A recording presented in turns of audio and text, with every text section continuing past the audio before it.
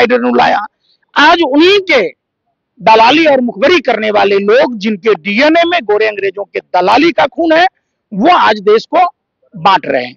त्याग, तपस्या, बलिदान, क्षमा, परोपकार, अगर इसके अलावा किसी के अंदर ये नफरत जैसी, हिंसा जैसी बातें अगर आती है तो वो इंसान नहीं है।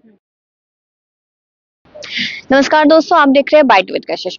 मुद्दा बहुत ज्यादा गरमाया हुआ है I love Mohammad, I love Mahakal, I love Mahadev का। और इसके बाद जो राजनीति है वो भी गरमाती नजर आ रही है। मुद्दा कानपुर से शुरू होता है और कहीं ना कहीं इसकी जो भनक है वो दिल्ली में भी दिखाई दे रही है। बात यह है कि क्या अपने भगवान को याद नहीं किया जा सकता, और अगर अपने भगवान को याद किया जा रहा है तो क्या तेरा भगवान और मेरा भगवान वाली बात होगी। इसी मुद्दे पर चर्चा करेंगे। हमारे साथ पंकज श्रीवास्तव है। सर, सीधा मुद्दा यह है कि मस्जिद के बाहर पोस्टर लगाया जाता है आई लव मोहम्मद का, लेकिन उसके बाद तस्वीरें अब ऐसी है कि तेरा भगवान अलग है, हमारा भगवान अलग है, और इतनी कार्रवाई कैसे देखा आपने? देखिए, हम जिस सनातन हिंदू धर्म से आते हैं, जब हरि आए थे, इसीलिए हरियाणा नाम पड़ा, तब उन्होंने भागवत का जो उपदेश दिया तो उन्होंने साफ बताया नर ही नारायण है। नर किसी भी पंथ के हो सकते हैं, किसी भी धर्म के हो सकते हैं, इंसान ही भगवान है। सनातन परंपरा में 84 लाख योनियों के भरण पोषण की बात होती है। जो व्यक्ति इंसान से नफरत करता है वो इंसान है ही नहीं, वो जानवर है। इंसान के अपने गुण हैं, हर इंसान में भगवान है।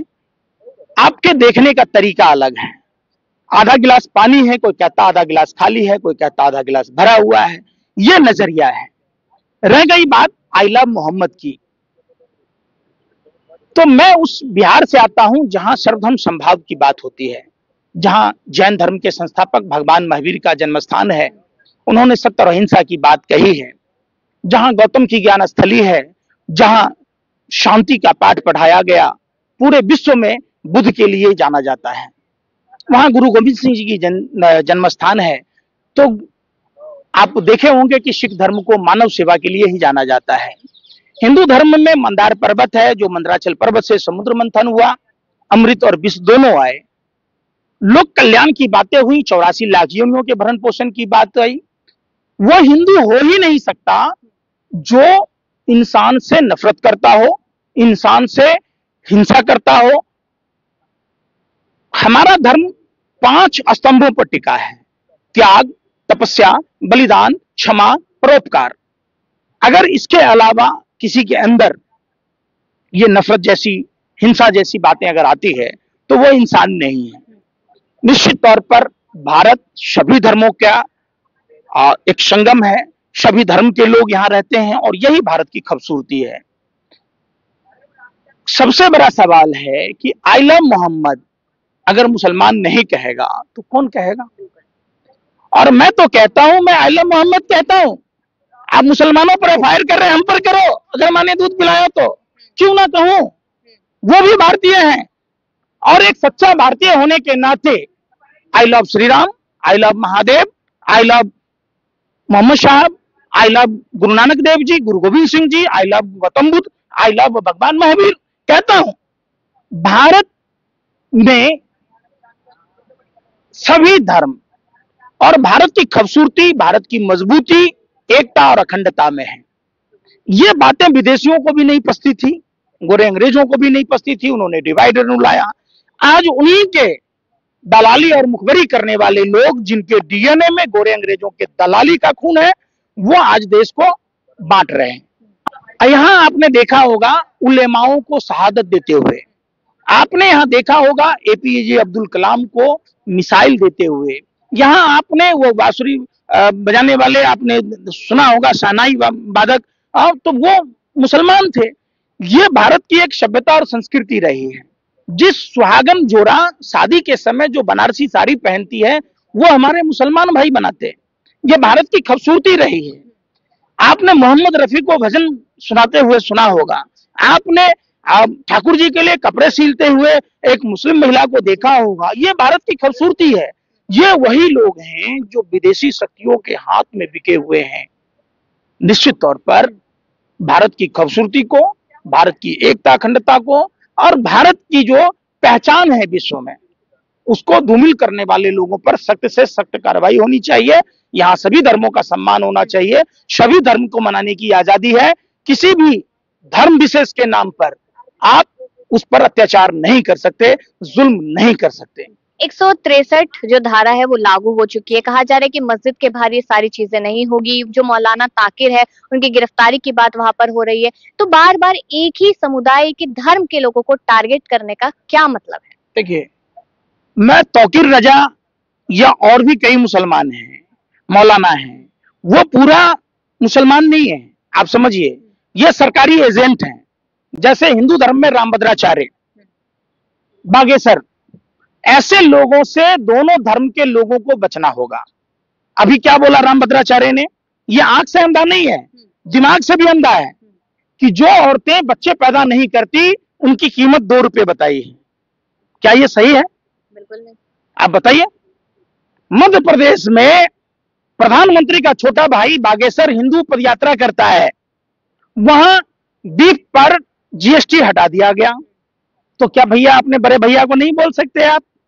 हैं? बीफ एक्सपोर्ट में भारत नंबर हो गया तो बड़े भैया को नहीं बोल सकते? हनुमान जी से कनेक्शन है। अब इनसे पूछिए कि आपके मामा जी हनुमान जी को मोबाइल देके आए थे, हनुमान जी से बात होती है? अरे हनुमान जी का ननिहाल बिहार में है, हमारा उनसे रिश्तेदारी है, तो हमारे पास उनका नंबर नहीं है। हम उनके ननिहाल के लोग हैं, हमारे पास नंबर नहीं है, बागेश्वर के पास नंबर है। कौन दे आया? तुम्हारा मामा दे आया था कि नाना दे के आया था वहां? ये इस टाइप के जो लोग हैं, रामायण में साफ दिखाया गया कि हर भगवा पहनने वाला आदमी साधु नहीं होता, वो राक्षस भी, रावण भी होता है। हर प्रभु श्री राम का नाम लेने वाला आदमी राम भक्त नहीं होता, वो कालनेमी जैसा भी होता है। तो निश्चित तौर पर ऐसे मौलाना, ऐसे साधु संतों से लोगों को दूर रहने की जरूरत है। ये देश गांधी और बुद्ध का है, सत्य और अहिंसा के मार्ग पर चलना चाहिए। और देश में कैसे एकता, अखंडता, अमन, भाईचारा कायम होगी, कैसे देश मजबूत होगा, कैसे भारत की ख्याति विश्व के अन्य देशों में फैलेगी, हमें इस पर काम करना चाहिए। आपने बहुत सारी चीजें यहाँ पर गिनवाई है। आपने धीरेन्द्र शास्त्री की बात की और मैं एक तरफ वीएचपी के जो नेता है उनकी भी बात कर लेती हूँ। धीरेन्द्र शास्त्री की, नवरात्रि चल रहे हैं, हिंदू धर्म का सबसे बड़ा पर्व कहीं ना कहीं नवरात्रि माना जाता है और इसको लेकर ये कहा गया कि वहां पे एंट्री सिर्फ उन्हीं लोगों को दी जाएगी जो अपने ऊपर गौमूत्र छिड़कवाएंगे, आधार कार्ड दिखाएंगे और ये खाएंगे वो खाएंगे, मतलब कि सिर्फ लिमिटेड लोगों को। तो ऐसा पहले तो नहीं देखा है कभी। ये मानसिक दिवालियेपन के शिकार लोग हैं, ये अचेत अवस्था वाले लोग हैं।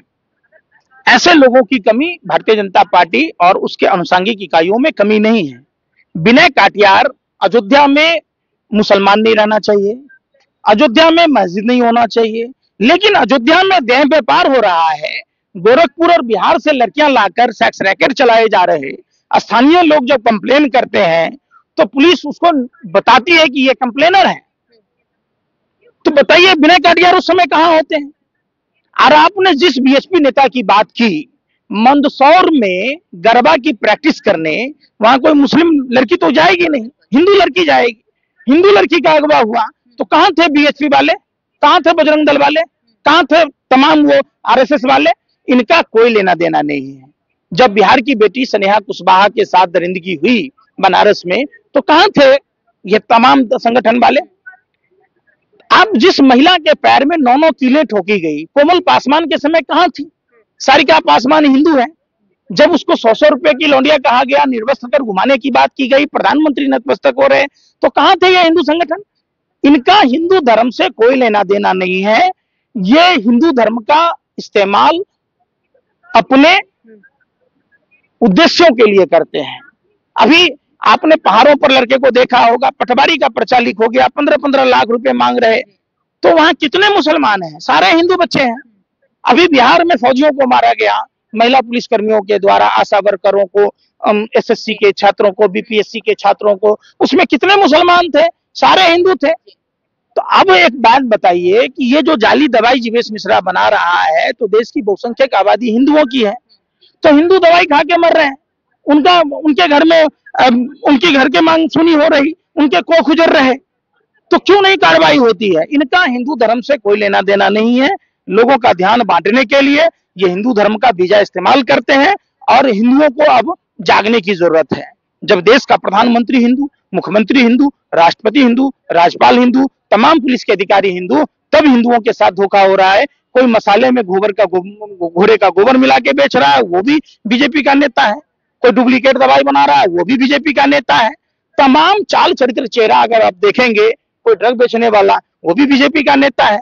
कौन नर्सरी बना रहा है हिंदुओं बच्चों को? मध्य प्रदेश में सारंगी का करीबी है वो इस्माइल मिर्ची। तो आप जब देखिएगा, सबसे ज्यादा हिंदुओं का शोषण करने वाली भारतीय जनता पार्टी और उसके तमाम संगठन लोगों को, देश को कमजोर कर रही है। देश के लोगों को सावधान रहने की जरूरत है। ये देश हमारा और आपका है, हमारे आपके घर की तरह है। जिस तरीके से आप अपने घर की हिफाजत करते हैं, देश की हिफाजत कीजिए। देश में जाति और धर्म से ऊपर उठकर हम सब एक हैं, हम सब भारतीय हैं। जय हिंद, जय भारत। शुक्रिया।